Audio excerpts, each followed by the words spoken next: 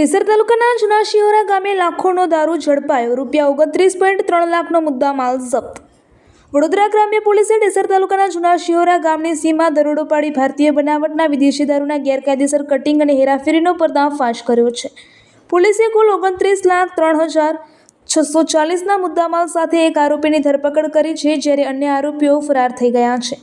પોલીસે મળેલી બાતમીના આધારે 22 જૂનની રાત્રે કાર્યવાહી હાથ ધરવામાં આવી હતી। સ્થળ પરથી GJ21Y6969 નંબરની આઈસર ટ્રક અને GJ06NG5347 નંબરની પલ્સર મોટરસાઇકલ મળી આવી હતી। પોલીસે જોતા કેટલાક શખ્સો અંધારાનો લાભ લઈ નાસી છૂટ્યા હતા, જ્યારે વિજયકુમાર વિક્રમસિંહ ચૌહાણ રહે જૂના શિહોરાને ઝડપી લેવામાં આવ્યો છે। આ તપાસ દરમિયાન ટ્રકમાંથી કોથળાની આડમાં સંતાડેલો 18,640 નંગ ભારતીય બનાવટનો વિદેશી દારૂ મળી આવ્યો હતો। પોલીસે દારૂ, મોબાઈલ ફોન, ટ્રક, મોટરસાઇકલ સહિત કુલ ₹29.3 લાખનો મુદ્દામાલ કબજે કર્યો હતો।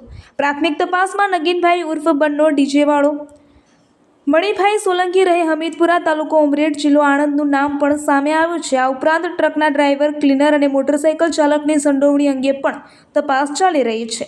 ઢેસર પોલીસે પ્રોહિબિશન એક્ટ હેઠળ ગુનો નોંધી ફરાર આરોપીઓની શોધખોળ શરૂ કરી છે। પોલીસની આ કાર્યવાહીને કારણે દારૂના ગેરકાયદેસર વેપારમાં સંકળાયેલા તત્વોમાં ફફડાટ વ્યાપી ગયો છે। રિપોર્ટર ચિરાગ ત્રિવેદી।